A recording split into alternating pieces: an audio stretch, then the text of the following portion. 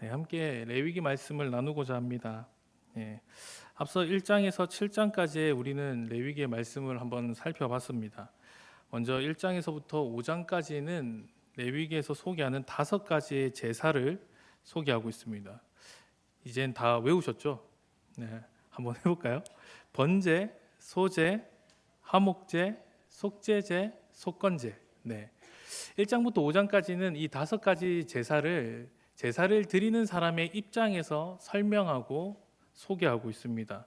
그리고 지난번에 배웠던 6장과 7장은 이 5가지 제사를 집례하는 제사장의 입장에서 설명하고 소개하고 있습니다. 그리고 나서 이렇게 5가지 제사에 대해서 설명을 쭉 했으니 이제 8장에는 그 제사를 집례할 제사장을 어떻게 세울 것인지 제사장 위임식에 관한 기록을 하고 있습니다. 제사장이 위임식을 거행하는 데 있어서 필요한 준비물이 무엇인지 말해주고 있습니다. 2절의 말씀입니다. 제가 읽어드리겠습니다.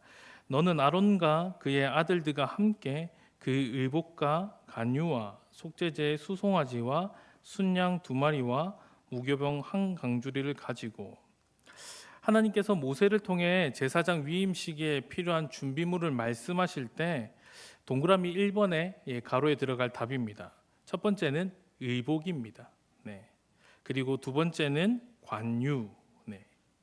그리고 세 번째는 적혀 있는 대로 속죄제의 수송아지, 순양 2마리, 무교병 1강주리 이렇게 준비하라고 말씀합니다.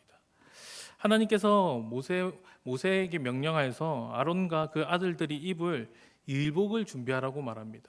동그라미 1번에 들어가는 가로 1번에 의복, 그리고 이들에게 기름을 붓는 데 쓰는 전용 기름인 관유를 준비하라고 이야기를 합니다. 그래서 1번은 의복, 2번은 관유입니다. 이렇게 준비물을 말씀하시는데 이러한 준비물이 레위기 8장에 들어서 갑자기 말씀하신 게 아니라 출애굽기 28장과 그리고 관유에 대해서는 출애굽기 30장에서 이미 말씀해 주셨습니다. 하나님께서는 이스라엘 백성들에게 이 제사장이 입을, 특히 대제사장이 입을 의복을 어떻게 만들어야 되는지를 상세하게 말씀해 주셨고, 그리고 이들에게 기름을 부을 이 간유는 어떻게 준비해야 되는지, 그리고 주의사항이 어떠한 것인지를 상세하게 출애굽기에서 말씀하고 있습니다.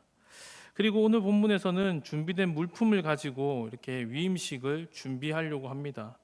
그래서 이 위임식을 준비할 때 모세가 아론과 아론의 아들들만 데리고 성막에 들어가서 진행하는 것이 아니라, 이번을 보시면은 온 회중은 회막 문 앞에 모이라고 말하고 있습니다.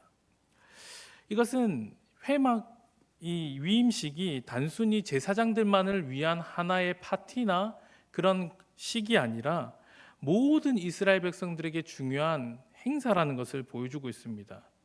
너무나도 중요한 예식이기에 3절과 4절의 말씀에는 온 회중을 회막 문 앞에다가 모으고 이렇게 그것들이 이 위임식이 어떻게 진행되는지를 지켜보라고 말합니다. 즉, 이 위임식에 있어서 증인이 되어라고 말을 하고 있다는 것입니다.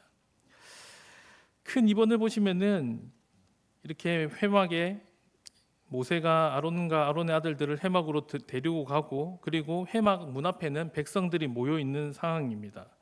이 상황 속에서 모세는 하나님의 명령을 따라 아론과 그의 아들들을 물로 씻기게 됩니다. 그래서 큰 박스에 1번을 보시면은 레위기 8장에 정결하게 씻음이라고 되어 있으면서 옆에 가로가 되어 있습니다. 하나님의 명령입니다.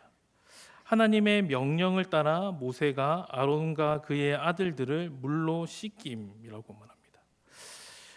이 위임식을 진행하는 데 있어서 하나님께서는 모세가 아론과 그의 아들들을 불러서 다짜고짜 시작하는 것이 아니라 가장 먼저는 깨끗하게 씻긴다는 것입니다. 명령을 따라 깨끗하게 씻기는데, 이들을 씻기는 그 장소는 성막 안에 있는 물두멍입니다. 이들을 성막 안으로 데리고 와서 물두멍에서 씻기는데, 물두멍의 본래 역할은 제사를 드리는 제사장들이 제사를 드리다가 몸에 피가 튀거나 옷에 피가 튀면은 그것들을 깨끗하게 씻기는, 더러움을 깨끗하게 씻는 용도로 만들어졌습니다. 그런데 주목해야 되는 점이 무엇이냐? 물두멍을 만든 소재입니다. 물두멍을 만든 소재를 보면은 여인들이 쓰는 거울로 만들었다라고 말을 합니다. 물두멍을 여인들이 쓰는 거울로 만든 이유는 손과 발만 씻는 데 목적이 있는 것이 아니라 손과 발을 씻는 것을 넘어서서 씻는 자신의 모습을 직접 확인해야 된다는 겁니다. 자기가 얼마나 거룩하게 깨끗하게 준비되어 있는지, 외모는 단정하게 되어 있는지, 동시에 더 나아가 하나님 앞에 내 마음이 깨끗하게 준비되어 있는가를 살펴보라는 것입니다. 이것의 확장된 개념으로 생각해 보면은 시편 24편 3절에서 4절의 말씀입니다. 우리 함께 읽어보도록 하겠습니다. 시편 24편 3절에서 4절 말씀. 네, 한 목소리로 읽어보겠습니다. 시작. 여호와의 산에 오를 자가 누구며 그의 거룩한 곳에 설 자가 누구인가? 곧 손이 깨끗하며 마음이 청결하며 뜻을 허탄한 데에 두지 아니하며 거짓 맹세하지 아니하는 자로다. 아멘. 하나님 앞에 제사장으로서 부름받은 자들이 단순히 씻는 것에서만 그치는 것이 아니라 거룩한 마음, 정결한 마음으로 나아가야 된다라고 성경은 이야기를 합니다. 그래서 하나님께서 원하시고 바라시는 것은 삶의 태도만, 말과 행동에서만 거룩함이 아니라 마음 가운데서도 그 중심이 거룩하기를 요청하고 있다는 것입니다. 그렇게 하나님 앞에 거룩함을 요청받았고 그렇게 깨끗하게 씻은 자들이 이제는 그 깨끗한 옷을 입습니다. 먼저는 속옷을 착용하는데 속옷은 크게 나누면 두 가지로 나뉩니다. 반바지와 같은 이 허리에서 무릎 위까지 오는 바지를 하나 입고, 그리고 세마포로 된 속옷, 긴 속옷을 겉옷 이 속옷 위에다가 또 입습니다. 그래서 이것이 풀리지 않도록 끈으로 묶고 이렇게 단디 여매는데요.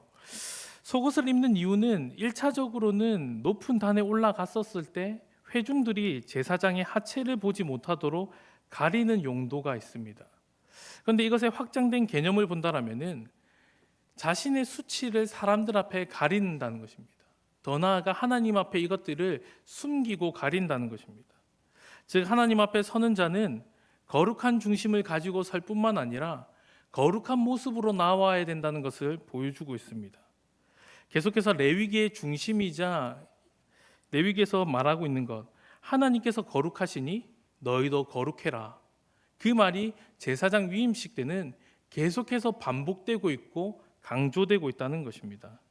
그래서 이렇게 속옷을 입고 난 후에 3번에 이 박스를 보시면은 에봇 겉옷을 입은 후에 청색깔의 겉옷을 걸쳐 입고 장식띠를 띄워 몸에 묶었다라고 말을 합니다. 레위기 8장 7절의 말씀입니다. 레위기 8장 7절의 말씀 우리 함께 읽어보도록 하겠습니다. 함께 읽겠습니다. 시작. 아론에게 속옷을 입히며 띠를 띄우고 겉옷을 입히며 에봇을 걸쳐 입히고 에봇에 장식띠를 띄워서 에봇을 몸에 메고. 아멘. 에봇이라는 이 옷은 겉옷으로서 금색, 청색, 자색, 홍색 실로 정교하게 만든 특별한 옷이었다는 것입니다. 이 옷을 미리 제작해 놓고 지금 제사장 위임식 때 모세가 아론을 씻긴 다음에 속옷을 입히고 그 위에 겉옷인 이 에봇을 입히고 있다는 겁니다. 그리고 이 겉옷을 입힌 후에 그 겉에다가 청색깔의 겉옷을 또 입힌다라고 말을 합니다. 청색깔의 이 겉옷이라는 테케렛이라는 이 히브리어로 된 옷인데요.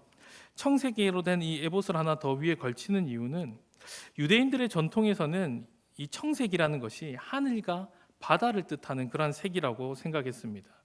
그래서 이 청색은 하나님의 거룩한 보좌를 상징하는 색으로서 대제사장이 하나님을 섬기고 백성들을 하나님께로 인도하는 역할을 나타내고 있다는 그런 복장입니다.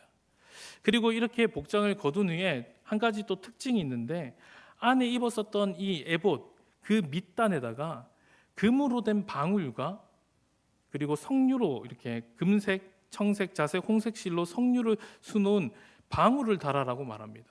그래서 이 방울들이 교차로 있는 거죠. 금으로 된 방울, 수놓은 방울, 금으로 된 방울, 수놓은 방울. 이것들이 교차하여서 걸을 때마다 부딪히면서 소리가 나도록 옷 밑단에다가 둘러라고 이야기를 합니다. 이렇게 하는 이유는 대제사장이 특히나 대속죄일 날, 지성소에 들어가는 날 아무런 소리가 들리지 않았었을 때 대제사장에게 무슨 일이 일어났는지 안 일어났는지를 확인하기 위한 하나의 용도였다는 것입니다. 즉, 이 소리가 들렸다는 것은 계속해서 제사가 집례되고 있고 이것으로 인하여서 사람들에게 문제가 생기지 않았다라는 그런 메시지를 전달하는 역할을 하였다라고 학자들이 주장하기도 합니다. 그래서 이어서 4번을 보시면은 12개의 보석이 달린 흉패를 가슴에 붙여라라고 말을 합니다. 8절 말씀입니다. 8절 말씀 우리가 함께 읽어보도록 하겠습니다. 레위기 8장 8절의 말씀 함께 읽겠습니다. 시작. 흉패를 붙이고 흉패에 우림과 둠밈을 넣고. 레위기 8장 8절의 말씀을 보면은 이렇게 옷을 다 입은 후에 겉에다가 흉패를 붙여라라고 이렇게 말만 하지 뭔가 다른 설명은 없습니다. 그러나 레위기 출애굽기의 말씀을 보시면은 이 흉패를 어떻게 만들지를 자세하게 설명하고 있는데, 흉패는 가슴 앞에다가 붙이는 일종의 조끼 같은 그런 역할을 했습니다. 그래서 이 조끼 앞에 12개의 보석을 놔두는데 3개씩 4줄로 놔둡니다. 그래서 표 옆에 보시면은 보석의 종류와 순서에 대해서 제가 적어놨습니다. 첫째 줄과 둘째 줄, 셋째 줄, 넷째 줄에 각각의 보석들을 단 이 흉패를 가슴에다가 붙이라고 말을 하는데, 이 12개의 보석이 무엇을 상징하느냐? 이스라엘의 12지파를 상징한다는 것입니다. 가로 안에 들어갈 말이 그럼 무엇일까요? 이스라엘의 12지파입니다. 이스라엘의 12지파를 상징하는 이 보석을 가슴에다가 붙이고 이 제사장은 나아가야 된다라고 말을 합니다. 즉, 이 흉패를 들고 이 가슴에다 붙이고 나아간다는 것은 이스라엘 12지파와 함께 동행한다는 것을 의미합니다. 동시에 대제사장은 이 이스라엘의 12지파의 대표라는 것을 보여주기도 합니다. 그래서 이스라엘 이 가로에 들어가는 말은 이스라엘의 12지파를 상징한다라는 것입니다. 그리고 밑에 5번을 보시면은 이 흉패에다가 이 12보석이 달린 흉패를 붙이고 이 흉패 안에다가 2가지를 넣습니다. 그게 무엇이냐? 우림과 둠밈이라는 것입니다. 아까 8절에 읽었던 대로 흉패에 우림과 둠밈을 넣고, 그래서 가로에 들어갈 말은 흉패에 우림과 둠밈을 넣음입니다. 12보석이 박혀 있는 이 흉패 안에 판결을 하기 위한 도구로서 우림과 둠밈을 넣으라고 하나님께서는 명령하고 있습니다.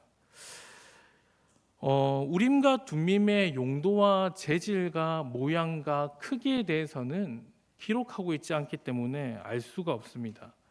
다만 사무엘상 14장 41절과 42절의 말씀을 보시면은 하나님의 뜻을 확인하기 위한 도구로서 이것을 사용하였다라고 말을 합니다.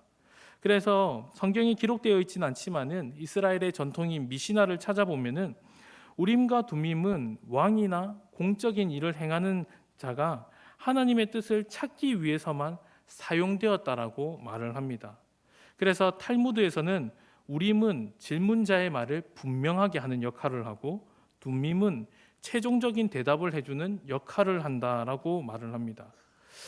우림과 둠밈이 가지고 있는 뜻을 보면요, 우림은 빛이라는 뜻을 가지고 있고 둠밈은 완전한 진리, 완전함, 진리라는 뜻을 가지고 있습니다. 빛은 어둠을 밝히는 것으로 어둠에 거하는 우리가, 무지한 우리가 하나님의 뜻을 알기 위한 하나의 도구였다는 것을 상징적으로 보여줍니다. 그리고 둠밈은 연약한 우리의 삶 가운데 거룩한 완전성을 의미하는 것으로서 하나님 앞에 나아갈 수 있는, 하나님 앞에 감히 여쭈어 볼 수 있는 그런 자격을 상징한다라고 볼 수가 있습니다. 왜 이것들을 주셨는가라고 생각을 해본다면은 당시의 이방 민족들은 자신들이 원하는 뜻을 찾기 위해서나 혹은 물어보기 위해서 자신들이 믿는 신에게 신탁을 하기 위해서 비상식적이고 가학적인 방법을 사용했다는 겁니다. 상식에 벗어난 행동이다, 가학적인 방법이라 무엇이냐면은 사람을 불러 태웠다는 것입니다. 사람을 불러 태우거나 사람을 제물로 드리는 이런 인신 제사를 통하여서 자신의 신의 마음을 달래고 그 우상의 마음을 달래면은 자기들이 원하는 뜻을 확인할 수 있을 것이라는 비상식적이고 과학적인 방법들을 추구했다는 겁니다. 그러나 이스라엘 사람들에게 하나님께서는 우림과 둠밈을 주심으로써 이방 사람들과는 다른 거룩한 방법, 상식적이고 정말로 합리적인 그런 방법들, 그렇게 하나님 앞에 물을 수 있도록 나아오도록 방법을 제안해 주셨다는 겁니다. 즉 이걸 다른 각도에서 말한다면요, 하나님께 묻는 것을 원한다는 것입니다. 우리가 하나님 앞에 기도하는 것을 하나님께서는 원하신다는 것입니다. 우리가 하나님 앞에 묻고 하나님의 뜻을 구하고 하나님의 뜻을 찾을 때 하나님은 우리에게 말씀해 주시기를 원하시고 우리에게 응답해 주시기를 원하신다는 겁니다. 그 방법이 어렵거나 특별하거나 정말로 비상식적이고 과학적인 방법이 아니라 지극히 상식적인 방법으로 하나님의 명령을 따라 하나님 앞에 나아온다라면은 하나님은 언제든지 우리의 기도에 응답해 주시는 분이시라는 것.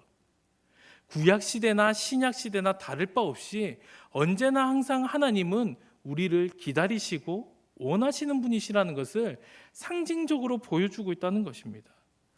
이것은 결국 하나님께서 우리를 원하신다라는 표현의 방법이었다는 것입니다. 우리가 하나님 앞에 거룩하게 살아가고 하나님의 뜻 가운데로 살아가기를 원하시고 바라신다라는 하나님의 메시지가 여기에 담겨 있다는 것입니다. 그리고 표의 6번과 7번을 함께 보시면요, 옷을 다 입었습니다. 옷을 다 입고 가슴에는 12보석이 박혀있는 흉패를 달고 그 흉패 안에 우림과 둠밈이라는 도구를 넣고 난 후에 머리에다가 관을 씌웁니다. 이 관은 금으로 만든 관입니다. 9절의 말씀인데요, 그의 머리에 관을 씌우고 그 관 위 전면에 금패를 붙이니 곧 거룩한 관이라 여호와께서 모세에게 명령하신 것과 같았더라. 출애굽기에서는 대제사장이 머리에 관을 씌우고 그 위에 관유를 부어라고 말씀합니다.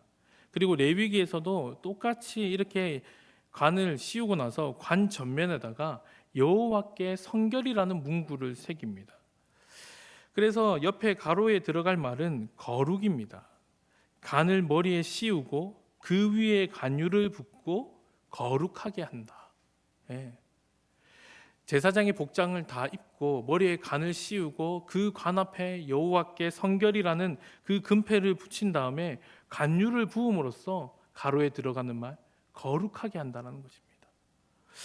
이렇게 하나님 앞에 거룩하게 한다는 것으로서 이 관유를 부음으로써 거룩하게 합니다. 이렇게 하여서 제사장 의복이 어떻게 입어졌는지 입히는지를 하나하나 상세하게 설명하면서 9절에 이렇게 이야기를 합니다. 여호와께서 모세에게 명령하신 것과 같았더라. 이 말은 계속해서 반복되는 말입니다.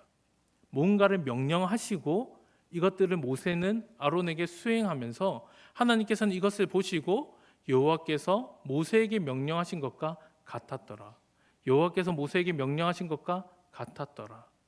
즉, 이 제사장 위임식은 자신들이 하고 싶은 대로 좋은 순서들을 넣어서 이벤트를 넣어서 재밌게 즐겁게 뭔가 좀 더 화려하게 하는 것이 아니라 순전히 하나님의 말씀과 명령을 따라 하나씩 하나씩 진행하고 있다는 겁니다.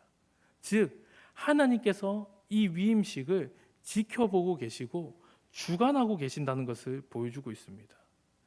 이렇게 제사장의 옷을 입는 것부터 아니 씻는 것부터 시작해서 하나님의 명령을 따라 다 준비가 되었습니다.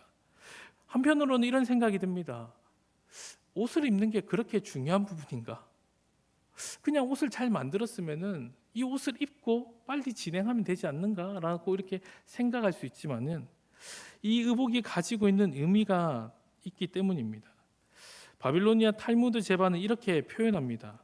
아론과 그들의 아들들에게 관을 씌우고 옷을 입힘으로써 제사장 직분을 맡겨 영원한 규례가 되게 하고 그들이 정해진 옷들을 입을 때 제사장직을 부여받게 되고 옷을 벗을 때는 제사장직을 부여받지 않는다라고 말합니다. 즉 이 옷을 입을 때 하나님 앞에 제사장으로서 자신은 부름을 받았다는 겁니다. 이 옷을 내려놓을 때, 벗고 내려놓을 때 하나님으로부터 부름받은 그 제사장직을 이제는 내려놓는다는 것입니다. 한마디로 이 의복이 곧 하나님 앞에 설 수 있는 자격을 나타낸다는 것입니다. 구약시대 특성상 하나님 앞에 나아가기 위해서는 자격이 필요했습니다. 그래서 그 자격을 어떻게 했느냐? 바로 이 의복을 통해서 얻을 수 있다는 것을 보여주기 때문입니다. 제사장의 의복은 그래야 해서 단순한 옷이 아니라 하나님 앞에서 거룩함과 영광을 상징하는 옷이었고 이스라엘 백성들을 대표하는 그러한 옷이었습니다. 그래서 이 옷을 입음으로써 하나님 앞에 나아가고 하나님께서는 이 옷을 입고 나아온 자를 바라보시면서 거룩하다라고 말씀하시는 거죠. 이러한 준비들 중에서 제가 생각할 때 가장 중요한 준비가 무엇일까라고 생각했었을 때 저는 사람이라고 생각을 합니다. 레위기 8장 2절의 말씀 제가 한 번 더 읽어보겠습니다. 너는 아론과 그의 아들들과 함께 그 의복과 간유와 속죄제의 수송아지와 순양 2마리와 무교번 한 강주리를 가지고 하나님께서 준비하라고 하실 때 만들어 놓은 의복과 관유와 속죄제의 수송아지와 순양 2마리 무교번 한 강주리 준비물들에 대해서 얘기를 합니다. 그런데 그 준비물들 가운데 가장 먼저 있는 준비는 사람이라는 것입니다. 아무리 이것들이 하나님의 명령을 따라 준비되었다 할지라도 사람이 준비되어 있지 않으면 안 된다는 것입니다. 그 예가 바로 나중에 레위기 10장에 나오는 한 사건에 나타나는데 그때 한번 들어보시면 좋을 것 같습니다. 결국 하나님 앞에 사람이 준비되는 것이 얼마나 중요한지를 보여주면서 하나님께서는 아무나 부르시는 것이 아니라 하나님의 뜻 가운데로 부름받은 이 아론과 그의 아들들을 부르시고 준비하셔서 깨끗하게 씻기시고 옷을 입히시고 머리에 간을 씌우시고 더 나아가 그 간 위에다가 관유를 부었다라고 말을 합니다. 그래서 큰 3번을 보시면은 성막과 제사장의 성별에 대해서 이야기를 하는데 1번 가로에 들어가는 말은 관유입니다. 관유를 성막과 모든 기구에 발랐다는 겁니다. 관유를 준비하여서 제사장들에게 대제사장에게 이 관유를 부었을 뿐만 아니라 더 넘어서 성막과 모든 기구에도 관유를 발랐다라고 이야기를 합니다. 그래서 1번 가로에 들어간 3번에 1번 가로에 들어갈 말은 관유를 성막과 모든 기구에 발랐다는 것입니다. 10절과 12절의 말씀 제가 읽어드리겠습니다. 모세가 관유를 가져다가 성막과 그 안에 있는 모든 것에 발라 거룩하게 하고 또 제단에 7번 뿌리고 또 그 제단과 모든 기구와 물두멍과 그 받침에 발라 거룩하게 하고 또 관유를 아론의 머리에 붓고 그에게 발라 거룩하게 하고 하나님께서 명령하신 대로 관유를 준비하고 대제사장이 부을 뿐만 아니라 성막과 제단에도 뿌리기도 하고 바르기도 하고 성막의 모든 기구에다가 이 관유를 발랐다는 것입니다. 즉 거룩하게 구별했다는 것을 말합니다. 그래야 해서 하나님의 명령을 따라 이렇게 관유를 붓고 나중에는 아론에게도 관유를 붓습니다. 이 관유에 대해서 출애굽기 30장에서 이렇게 기록하고 있는데 출애굽기 30장 33절의 말씀입니다. 출애굽기 30장 33절의 말씀 읽어보겠습니다. 이와 같은 것을 만드는 모든 자와 이것을 타인에게 붓는 모든 자는 그 백성 중에서 끊어지리라. 아멘. 관유에 대해서 출애굽기 30장에 기록하고 있습니다. 어떻게 만들 것인지 그리고 만들었다라면은 이것의 주의사항은 무엇인지에 대해서 하나하나 설명을 해주시는데 33절에는 이 관유에 대한 주의사항을 넘어서서 일종의 경고입니다. 하나님의 명령을 따라 관유를 만들었습니다. 만들고 나서 제사장 위임식 때 이렇게 사용했는데 사람들이 지켜볼 때 이 관유가 궁금한 겁니다. 그러면은 이 방법을 알아내서 어떻게 만드는지 한번 호기심 삼아 만들어 보고 싶다. 그렇게 하지 말라는 겁니다. 하나님의 명령을 따라 이거는 위임식에 이렇게 사용된 관유이며 이것은 개인의 호기심이나 개인의 용도를 따라서 만들어서는 안 된다라고 말을 합니다. 그래서 혹여나 이것을 만들어서 자신에게나 타인에게나 이것을 붓는다라면은 그 사람은 거룩해지는 것이 아니라 죽을 것이라고 미리 경고하고 있습니다. 즉 하나님의 명령을 따라 이 관유는 사용되어야 되는 것이지 사람의 호기심을 따라 사용되어서는 안 된다는 것을 이야기합니다. 왜냐? 이것은 지극히 거룩한 관유이며 하나님께서 거룩한 분이시니 이 대제사장 그리고 제사장들은 거룩한 존재라는 것입니다. 이렇게 제사장들을 구별하고 성막을 구별함으로써 하나님 앞에 거룩한 곳이라는 것을 나타내고 있습니다. 네, 뒷페이지입니다. 네, 뒷페이지 이번에 보시면 관유를 아론에게 부었고 그리고 여호와께서 모세에게 명령하신 대로 명령하신 것과 같았더라 이렇게 이야기합니다. 이제 거의 다 왔습니다. 네, 많이 힘드시죠? 네. 이제는 제사장들이 옷을 입고 거룩하게 기름 부음을 받았습니다. 그리고 난 후에 남는 것이 무엇이냐? 이제는 하나님 앞에 드리는 제사입니다.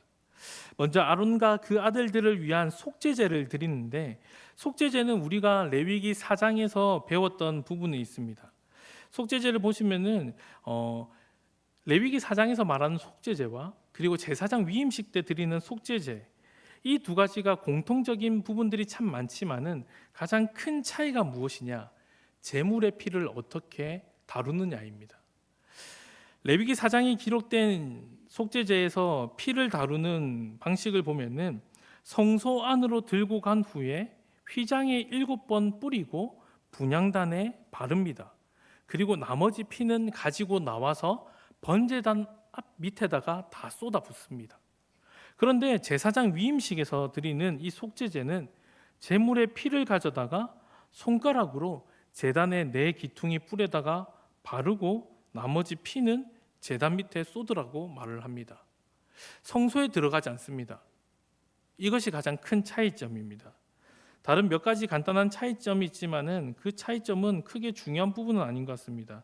제물을 모세가 끌고 오느냐 제사자가 끌고 오느냐 그런 차이인데 그 차이는 크게 중요하지 않기 때문에 주목해야 되는 부분은 제물의 피를 어떻게 다루느냐입니다. 그래서 15절의 말씀을 보시면은 모세가 잡고 그 피를 가져다가 손가락으로 그 피를 제단의 네 기퉁이 뿔에 발라 제단을 깨끗하게 하고 그 피는 제단 밑에 쏟아 제단을 속하여 거룩하게 하고 왜 번제단에 이렇게 하나님께서 피를 바르고 이렇게 깨끗하게 하였는가라고 학자들마다 많은 논쟁들이 있습니다. 그래서 어떠한 것이 정답이다, 이것이 가지고 있는 의미는 이렇다라고 명확하게 답을 짓기는 참 어려운 것 같습니다. 그러나 가장 유력한 주장을 하고 있는 부분이 무엇이냐? 제사장들이 일평생 사역해야 되는 장소가 주된 장소가 바로 번제단입니다. 이 번제단은 매일마다 제물을 처리해야 되는 장소이기 때문에 이곳을 더욱더 거룩하게 성별하게 하는 것이 합당하지 않은가라는 그런 주장이 가장 설득력 있다라고 봅니다. 이것을 우리에게 적용한다라면은 우리가 가정을 벗어나서 가장 오래 머물고 있는 곳이 직장입니다. 학생들에게 있어서는 학교입니다. 우리의 삶의 터전, 즉 우리가 가장 많이 마주하고 세상 가운데서 가장 오래 거하는 곳, 우리의 직장과도 같은 곳, 제사장의 입장에서는 번제단이 가장 그러한 곳일 텐데 그곳이 가장 거룩하게 하는 것이 중요하지 않겠는가라고 말을 하고 있다는 겁니다. 즉 다른 곳에서도 하나님의 은혜가 가장 필요한 것 같습니다. 교회에서도 가정에서도 언제 어디서나 우리에게 은혜는 항상 필요합니다. 그러나 우리가 가장 많이 넘어지기도 하고 가장 많이 은혜를 누리기도 하는 곳이 바로 삶의 터전이기에 그곳 가운데서 하나님의 은혜가 더욱더 임하기를 바라는 의도가 담겨져 있지 않은가라고 이렇게 주장을 합니다. 그렇게 속죄제를 드리고 난 후에 위임식에서 드리는 두 번째 제사와 세 번째 제사는 번제와 화목제에 관한 내용입니다. 그래서 5번을 보시면은 아론과 그 아들들을 위한 번제와 화목제를 드립니다. 그래서 5번의 1번을 보시면은 아론과 그 아들들을 위한 가로에는 번제입니다. 네. 아론과 그의 아들들을 위한 번제를 하나님 앞에 드려라는 것입니다. 제물은 순양으로 하나님 앞에 번제를 드립니다. 예. 5번에 큰 5번에 1번에 들어가는 이 빈칸 번제, 순양으로 하나님 앞에 번제를 드림으로써 하나님 앞에 제사를 드리고 마무리합니다. 레위기 1장에서 드리는 번제의 내용과 크게 다를 바가 없는 부분입니다. 그리고 5번에 2번입니다. 아론과 그의 아들들을 위한 화목제. 하나님 앞에 마지막으로 드리는 제사는 무엇인가? 아론과 그의 아들들을 위한 화목제를 드려라고 이야기를 합니다. 그래서 두 번째 순양을 가져다가 아론과 그의 아들들이 이 순양의 머리에 안수하면서 화목제를 드리게 됩니다. 이 화목제는 레위기 3장에서 드러나는 화목제와 약간의 차이점이 한 가지가 있습니다. 그게 큰 5번에 2번에 보시면은 동그라미로 된 작은 번호들이 있습니다. 이 화목제 순서를 기록한 건데요. 1번에는 두 번째 순양을 가져다가 아론과 그의 아들들이 순양의 머리에 안수를 합니다. 그리고 2번과 3번과 4번이 차이점이기 때문에 줄로 이렇게 그어놨습니다. 모세가 제물을 잡고 제물로 잡은 순양의 피를 아론에게 바릅니다. 이 아론에게 바를 때 바르는 부위는 오른쪽 깃뿌리, 그리고 오른쪽 엄지손가락, 그리고 오른쪽 엄지발가락에 바릅니다. 그리고 동일하게 아론의 아들들에게도 이 순양의 피를 동일하게 바릅니다. 그리고 4번에 제단 사방에 이 피를 뿌립니다. 이것이 레위기 3장에 기록되어 있는 화목제와 차이점이 있습니다. 기존에 레위기 3장에서 드리는 화목제 같은 경우에는 피를 이렇게 다루지가 않습니다. 기존의 화목제는 피를 뿌리는 의식을 하지 않을 뿐만 아니라 만약 제물의 피가 제사장의 옷에 만약에 묻게 되면은 그 즉시 물두멍에 가서 씻으라고 말을 합니다. 그런데 위임식에서 드리는 이 화목제에서는 피를 묻히고 있다는 겁니다. 오른쪽 깃뿌리와 오른쪽 엄지손가락과 오른쪽 엄지발가락에 뿌리고 바르고 그리고 제단에도 발라라고 이야기를 합니다. 제단 사방에다 피를 뿌린다. 이것이 가장 큰 차이인데, 그런데 이 피 뿌리는 행위가 동일하게 기록된 부분이 있습니다. 어디 부분이냐? 바로 나병 환자가 나병에서 나았을 때 이런 피 뿌리는 행위를 하는데 그 방식이 지금과 똑같다는 겁니다.